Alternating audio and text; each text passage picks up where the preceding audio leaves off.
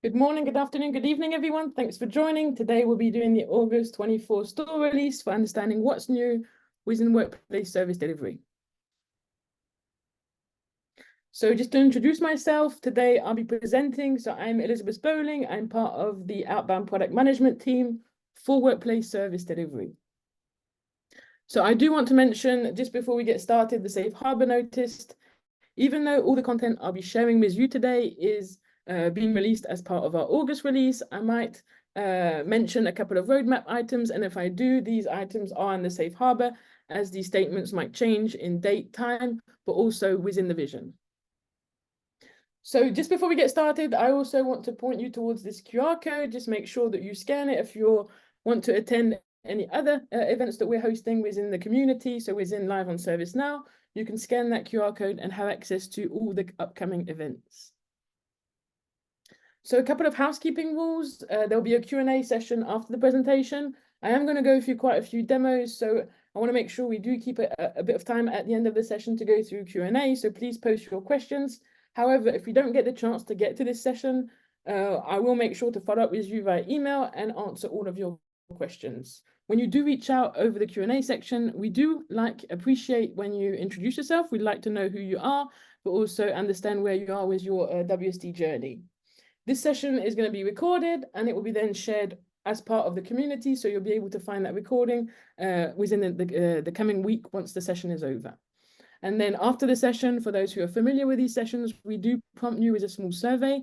We do appreciate your feedback. So any comments on how the session went, any improvements you can suggest, or any highlights you like from this session, please do have all of that written in the survey.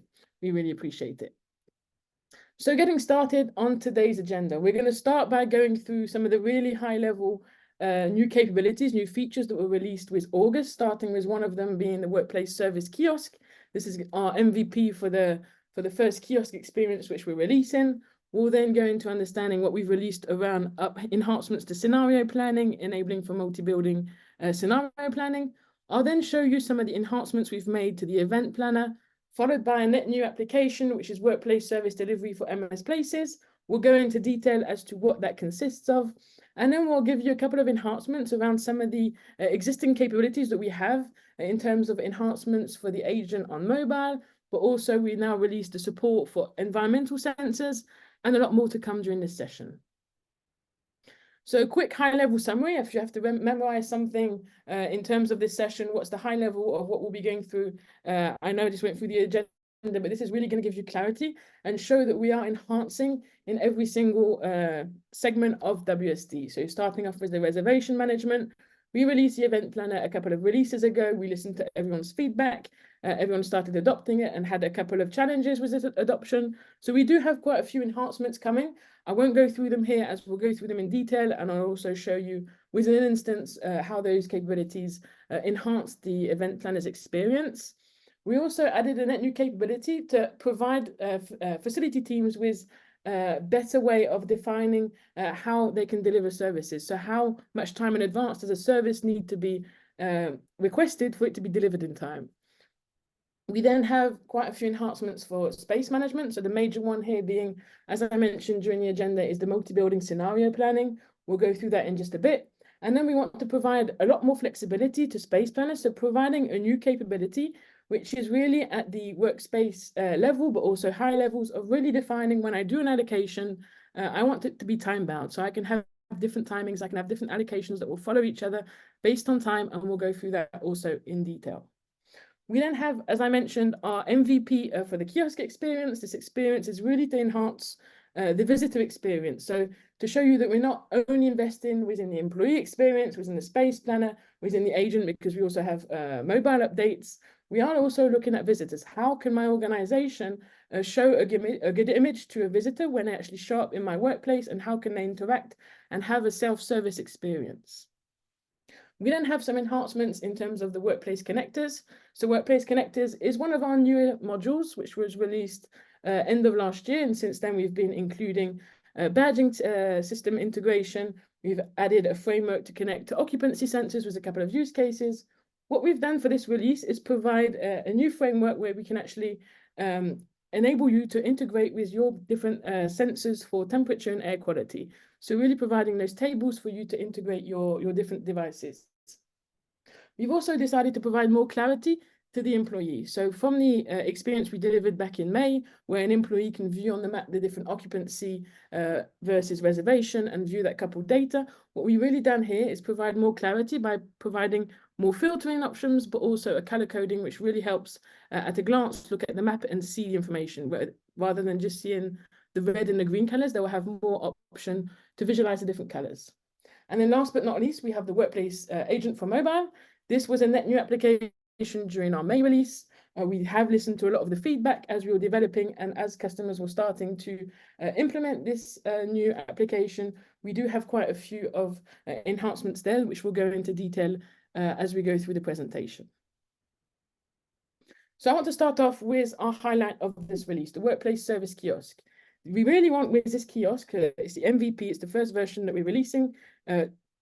Spoiler alert, we do have a lot coming in terms of roadmap to the different experiences that we'll be having on kiosk. However, this first version is mainly for the visitor. So providing them with a self-service experience so that when they do show up to the workplace, whether they've been invited to the workplace or not, they have that self-service where they can walk up to the kiosk, check into the kiosk if they've been invited, and have the opportunity to have the host come and join them, come and greet them as they do their check-in.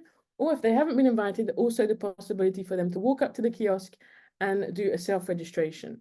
Also, when they leave the office at the end of the day, they also have the option to check out. And really, with what we've done with this kiosk is provide a lot of flexibility to the admin team. So the way that the kiosk is set up is totally defined by the kiosk administrator. I'll go through an instance and show you exactly how the kiosk experience can be configured. But the idea is really to have it flexible so that the organization can define what do they want to have available on the kiosk in terms of modules? Do they want to allow for check-in? Or do they want to allow for checkout? Do they want to allow for both experiences? Which ways of authentication do they want to have their visitor show up to? Is it a specific passcode? Is it a specific email? Is it a telephone number, a name? All of that can be configured. And of course, in terms of visitor management, we have included a concept that we already have existing within the visitor management plugin, which is the policies. So when I invite a guest today to the workplace, I can have my organization send out policies that visitor has to accept before coming on site. But if they haven't accepted it, the kiosk will also offer the opportunity for them to acknowledge those policies once they walk up to the kiosk. So having showed you that, I do want to go into an instance and really show you how this experience can be configured from the admin side all the way to what the visitor will see as they check into the kiosk. So with this kiosk experience, we have released 3 new roles. So the first one is the kiosk administrator. And what this person is going to do is really configure the experience within the backend. So they will configure as many kiosk configurations as they have of kiosks. And then from there, they'll be able to link them to actual physical kiosks. So the way the configuration works, it's in 2 steps. One part is within the kiosk management, and the second part will be within the visitor management module. So I'm just going to show you a kiosk configuration. Just for the sake of time, I'm going to show you one that's already been created and go through the details of what was configured to create this kiosk. So on this kiosk configuration, this is one specific configuration that I'm providing for this specific building. So within this configuration, I have the option to create a homepage. So this is going to be the first thing that a visitor is going to see when they walk up to the kiosk. So of course, you want it to have either the branding of your organization or have a welcoming message or have something that's going to really attract them and show a good image of your organization. So you have the possibility here of configuring this page. And just to show you what will appear on that page, we'll go through the visitor experience to show you what that would look like. But you have the option to show a title, so which is going to be the first message will be shown. You can show a subtitle. You can also define the logo, so the logo of your organization or a different image. And then that you can also define on what would be the background for the kiosk. This will make more sense as soon as I log into the kiosk to show you exactly what that will look like. You can define who is going to manage the kiosk, which location it will be at, and define the default language. All of these configurations will be done via the different kiosk management items within the backend.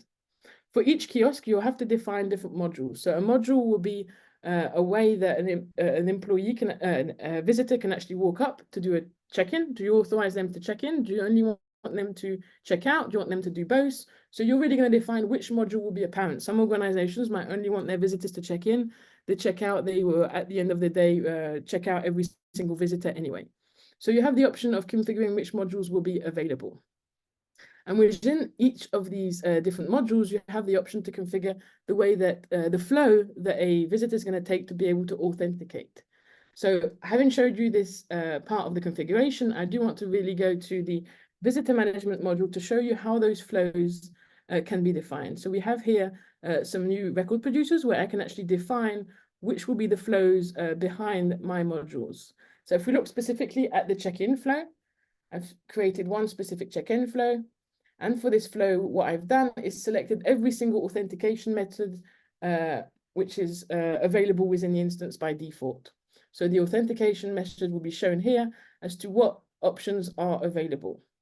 So if I just open the record, it's going to show me that the authentication options, my visitor, when they walk up to the kiosk, they can click on check-in.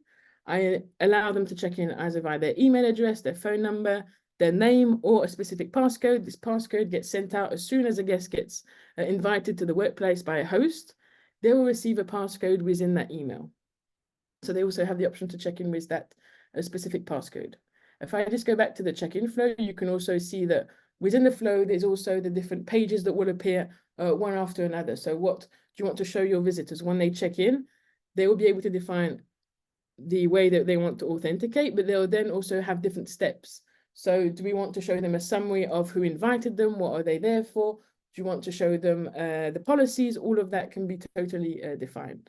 But so once all of this will be documented and shared with you on the community, but once the configuration has been done for the kiosk from that administrator, we then have the kiosk operator who's actually going to bind the specific kiosk configuration to an actual physical kiosk.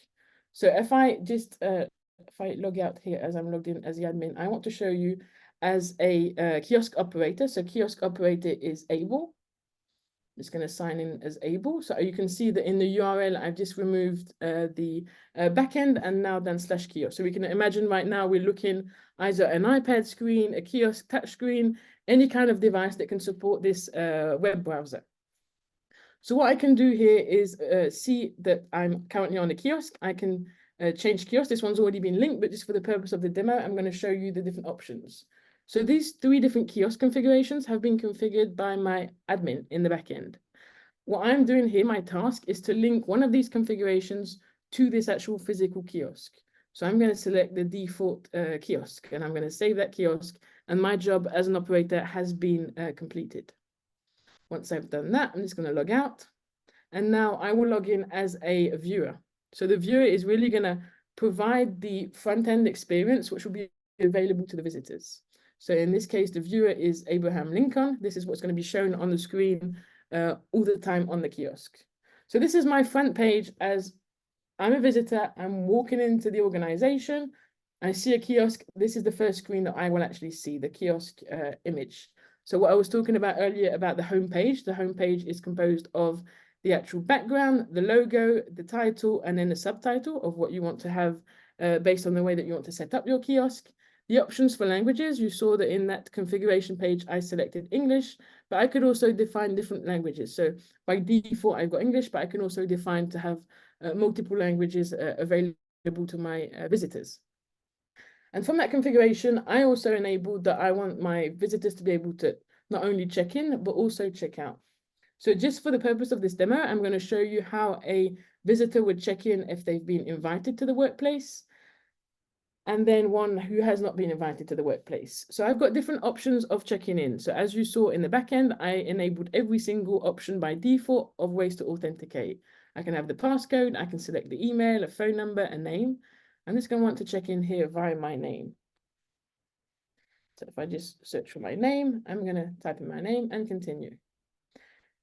Since I was registered by a host as a visitor to the workplace, I'm actually going to receive this confirmation for me to validate that this is exactly me that's been showing up. So I've been recognized as an actual visitor. My host is Adela. She's invited me to a meeting or registered me as a guest for the day, and this is my information and email. So what I can do is continue. For this purpose, I did not accept any policies, but the organization has specific policies that need to be acknowledged before I do go any further within the organization. So I can just read through these. I can also have links to external websites or embed any video within the page. So what I can do is acknowledge this. And then it's going to mark me as checked in. And then we can have the different next steps in terms of it can have a flow to notify the host that I'm actually arrived at the kiosk so they can come down and greet me. We can also have a flow that will say you can go to the reception and have your badge created. And then for the third one, what we've done here is just prompt the visitor to say, don't forget to check out once you leave. This organization has the policy of when a visitor leaves, they have to come to the kiosk and check out. So that was the flow of a visitor that has been registered to the organization. If I now want to go back to the home screen, so the home screen, if I start my process and don't complete it after a certain amount of seconds or minutes, depending on how you configure it, it will come back to this home screen, meaning the next visitor who will show up in front of the kiosk won't be showing my information. They will be prompted back to this main page. So let's just check in as a user that's not been invited to the location. Let's do a name again, and let's log in as Paulina Vera. I'm going to continue. It's going to say that no invitation has been found. I haven't been found in the system because I have not been registered. So what I can do is register my visit. So this is actually doing a self-registration. And now it's going to prompt me with a certain amount of questions that have been configured by the organizations to really prompt me to understand why I'm coming into the location, what are my details, and how can I create that registration. So you can see here that I'm going to be going through 8 different steps, and I'll have the progress go along as I start completing. So I can say the purpose for my visit. I can have a drop-down list and say I'm a client. I'm going to continue. Enter my first name. I'm going to say I'm Paulina. I'm Paulina. Continue. My last name, Vera. Continue. My company name, let's just put ABC. You can see the progress here. I'm now 4 out of 8 steps completed. It's moving forward. So I'm going to ask me for my email. Let's just put v@abc.com.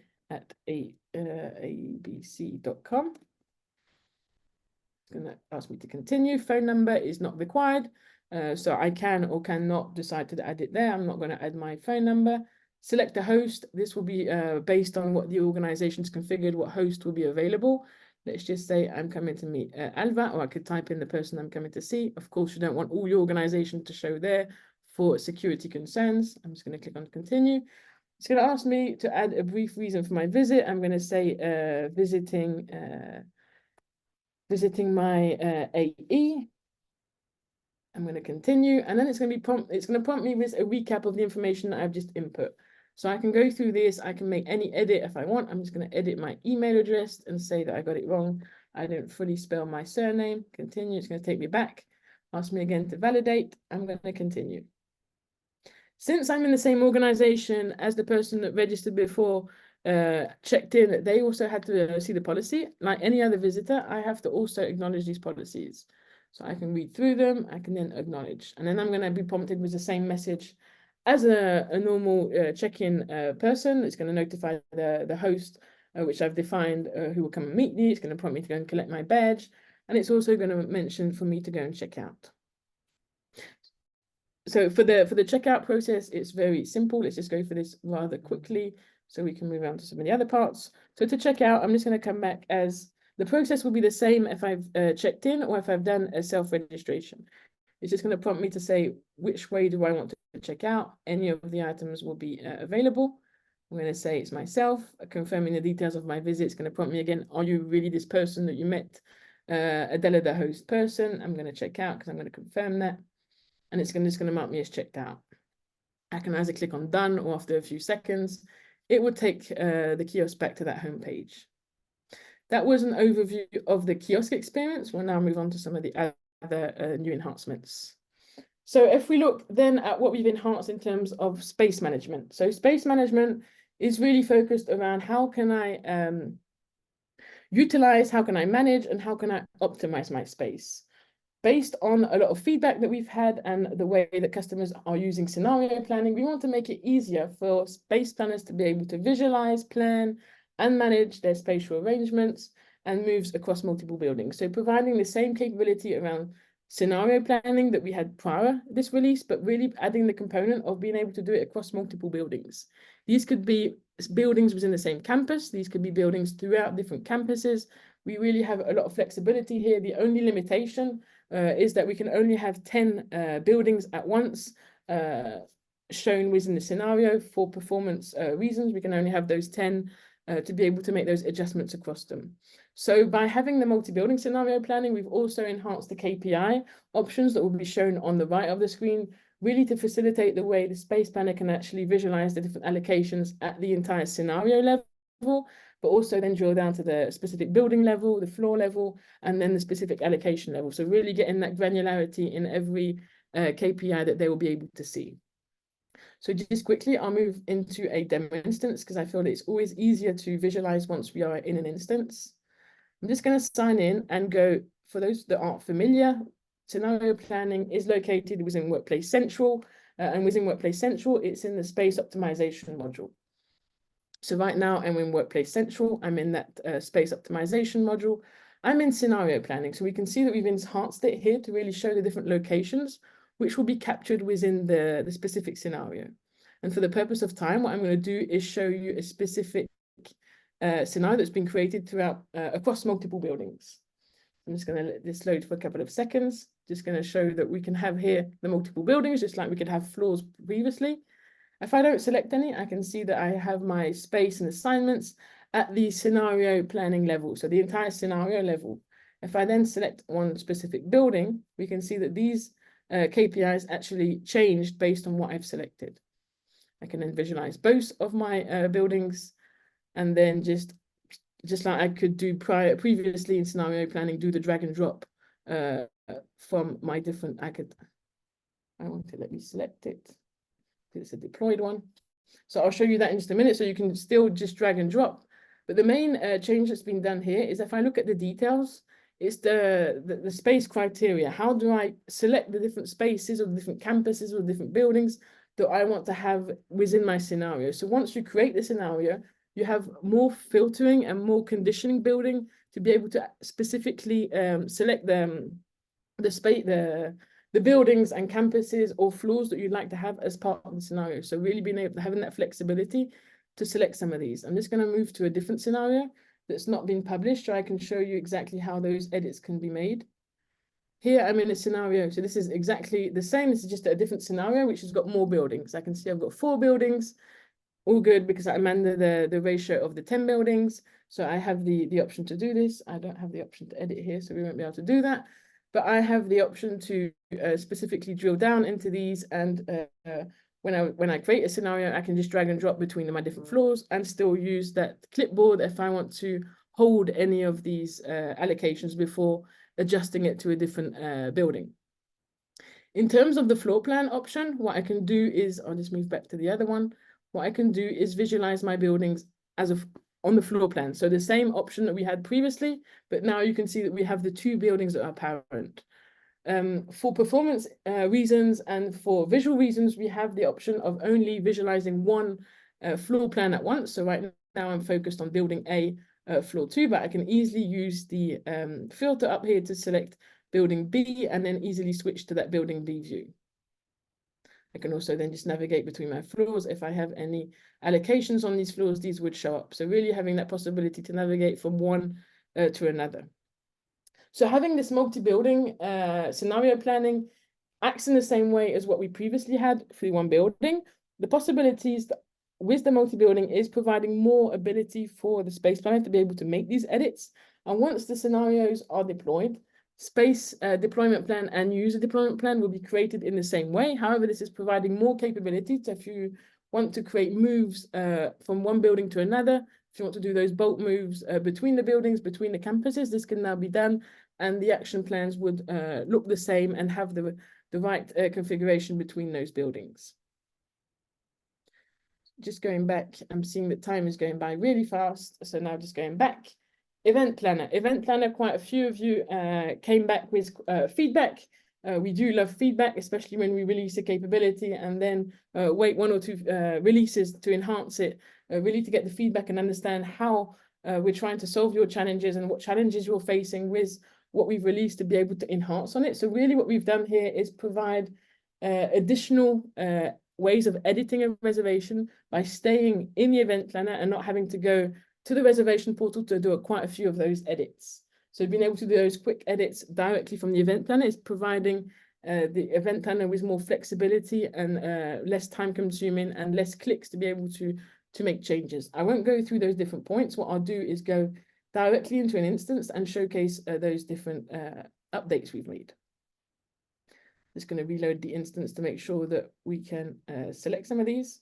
So the first change you'll see is that from this event planner, what we've added is the possibility to open directly the location directory UI. So this is really going to provide the event planner with a way that if they need to make a reservation immediately, they can select the event planner and not only look at what reservations are being created, but also if you have connected with occupancy sensors, really combine that data with the reservation data, because we know that reservations, people might not necessarily be in that reservation, so that room can easily be freed up, or people might be in a room that is not reserved, and in which case this will be extremely useful for the event planner that needs to proactively create an instant reservation. So the other major enhancements we've done is really within the planner feature. So what I'm going to do is I've created a reservation for tomorrow. We can also see here I have the option to easily click on the location directory, which will take me to the specific building which I have selected. The first change that we'll see is that we have the option here now of defining the time span, so when the start of the day will be, and shown within the event planner. So right now I've had having it start at 8 AM instead of previously when I'd open my event planner, it could open at any time of the day and providing me with difficulties in actually visualizing what's happening. The next enhancement that we've done is really providing a way for them to edit this reservation directly from this planner. So what we've done is clicking on the small calendar. We still have the same pop-up on the right, so the same right side panel, but what we've added here is this flexibility to make changes. I can still have the option to drag and drop. However, I can also change the floor, change the building, change the location. I can do this manually. I can change the start time, start end time, with who's it requested for, change the subject of the meeting, add any additional notes, but also view what catering has been attached to this reservation. So these edits could previously be done by the drag and drop feature. However, if you needed to make more edits, you needed to actually open the reservation portal. We still have the possibility of accessing that reservation portal, but now these changes can directly be made here. One other enhancements in terms of editing this reservation. Previously, when I dragged and dropped my reservation, it used to snap to different times. Let's say if I wanted to move it to 11 o'clock, it used to move to 10:58 and different times. What we've done now is provide the admin with the flexibility to define the time span to which it should drop. So we can say it's a 5-minute, a 15-minute, a 10-minute, to really provide that ability to have more precise drag and drop in. So let's say I want to move it to 11.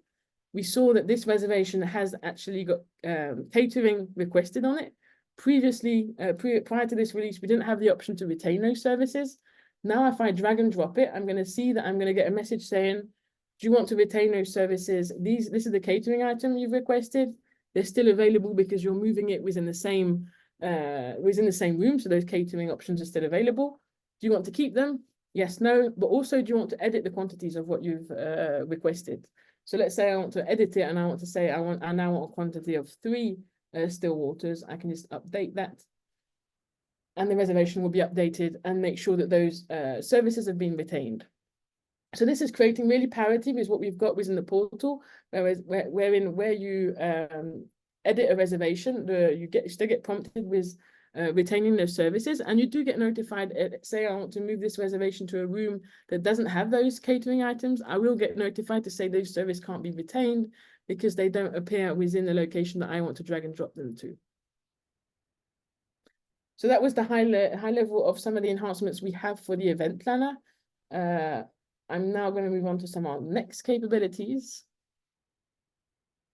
So a net new application that we've released within August is a plugin called Workplace Service Delivery for MS Places. The idea behind this is we do have customers that are starting to use MS Places as the product starts to get delivered by Microsoft.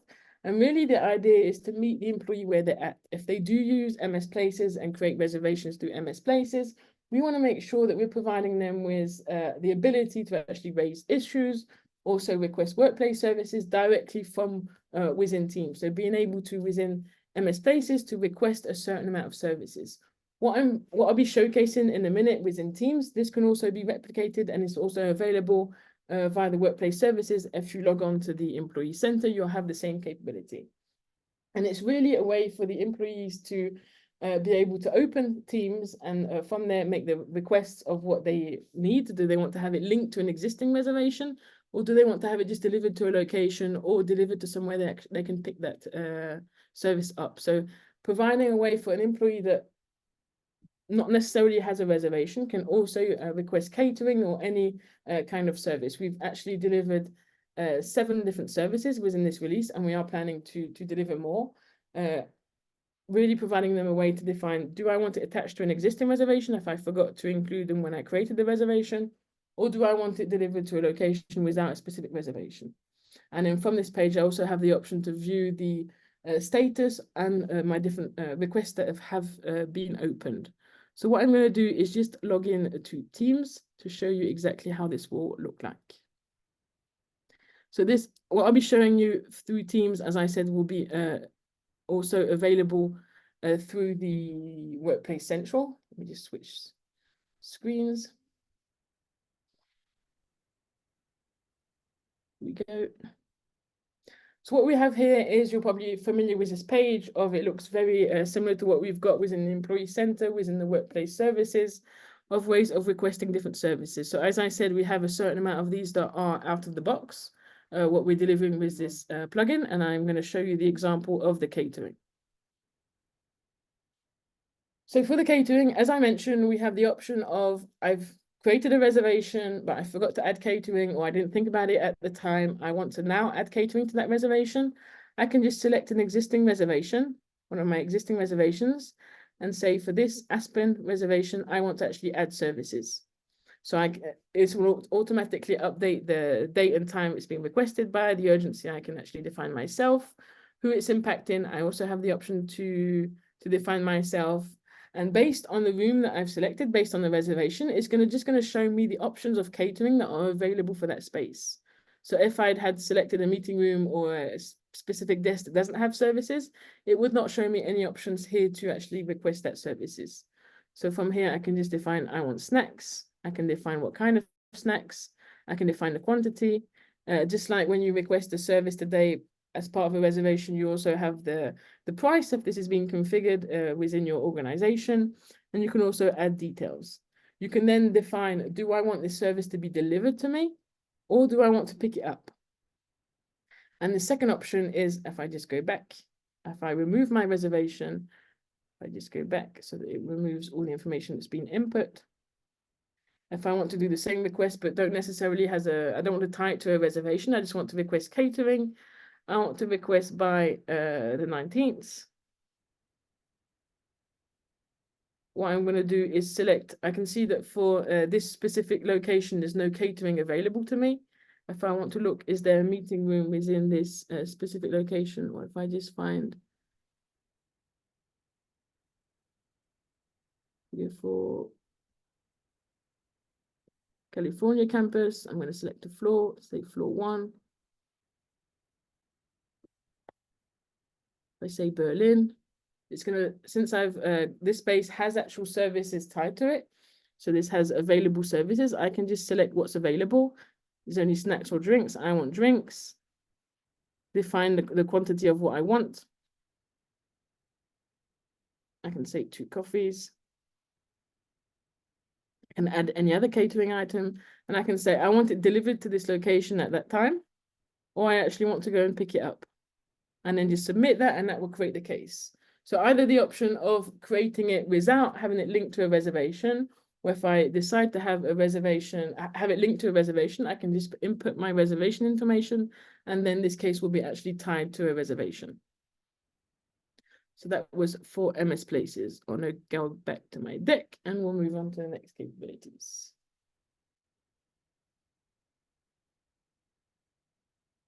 So moving on to one of the features we released back in May last year. In May this year, sorry, the new application for actual agents, for providing a way for agents to go about their daily job, not only on a desktop, but now being able to do it via the new mobile application. So providing them with a way to open cases, update those cases, view the location on the map, make sure they can look at the cases they're assigned to, or cases that are assigned to their group, and then easily go about their work. So again, based on all the feedback that we received as customers started and implemented, we also came out very suddenly with these new updates for this August release, and providing more flexibility and more capabilities for the agent to be able to do their daily job. So one of these were providing them with a calendar view, so really enabling them to view over a week the different cases that are assigned to them, the job that they need to do week by week, day by day, and then hour by hour, so they can really go through and make sure that they complete all of those. We've also added quite a few enhancements in terms of searching. So an easier way to search for cases, articles, tasks, but also a way of dividing cases and tasks to make it more flexible for them and really ease of use. We don't want them spending hours on their device trying to understand what they need to do. They really need to access their mobile device, view what they need to do, view the step-by-step, update the case if needed, add any extra comments, and then close out the case once it's completed. With this release, we also added the capability of being able to allow an agent to raise a specific case on behalf of an employee directly from that mobile experience. So providing them with that extra step of they can now also create those extra cases.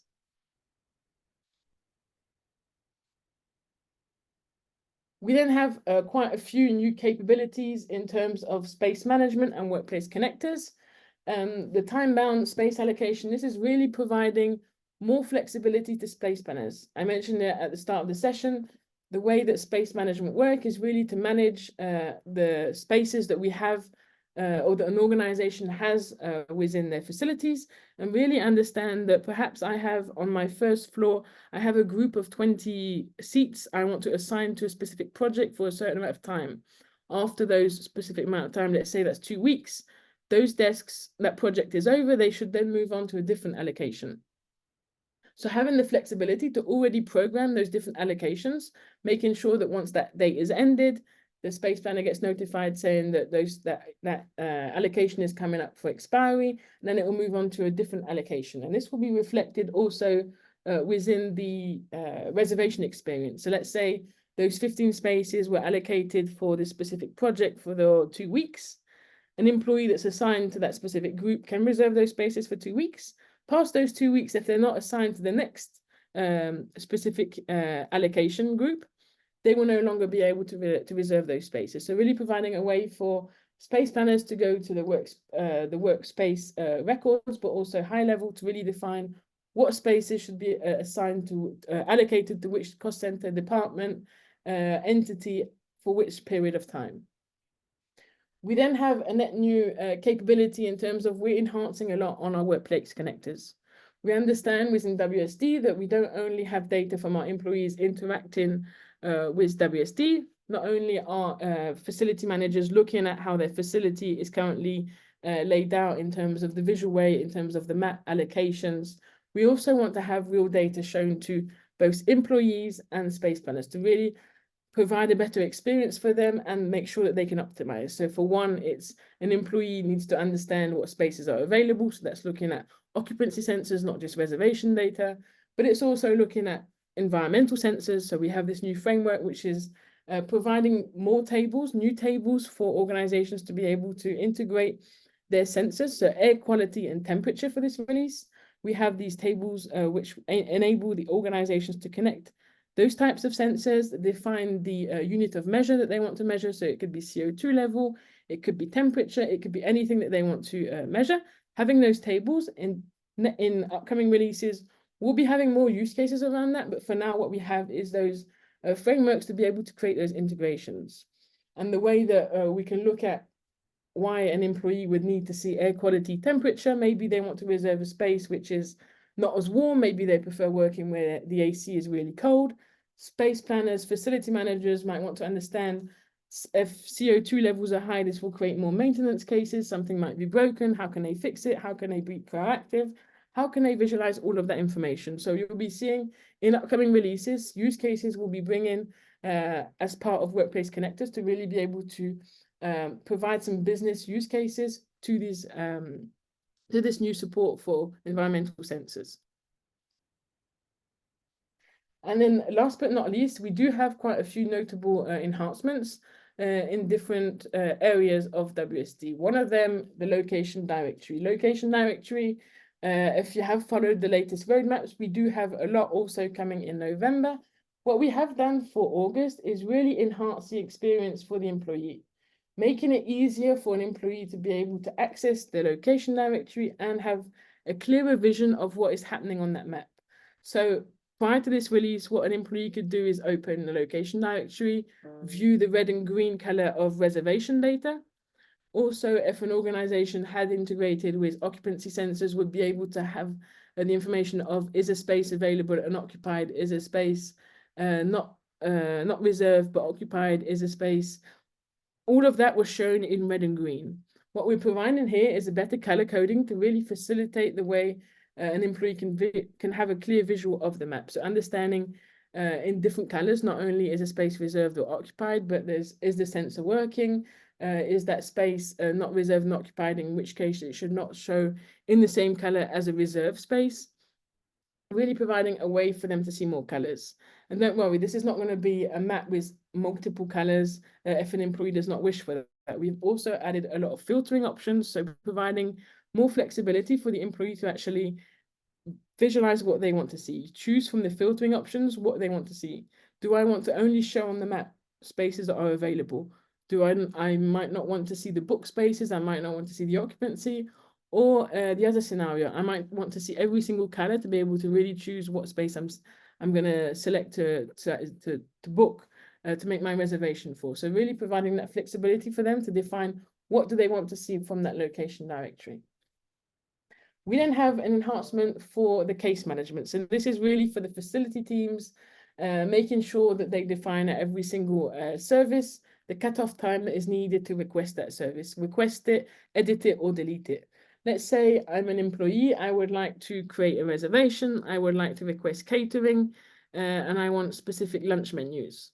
If I create my reservation tonight for tomorrow lunchtime, this means my delivery team might not have enough time to actually be able to deliver that service. Therefore, by providing the cutoff time, this is going to enable those facility teams to say, if you want that lunch, if you want this specific service, you need to edit, update, or request this service 2 days prior. So once that cutoff time has been exceeded, that service will no longer be available. So let's say I'm currently this evening making a reservation for tomorrow.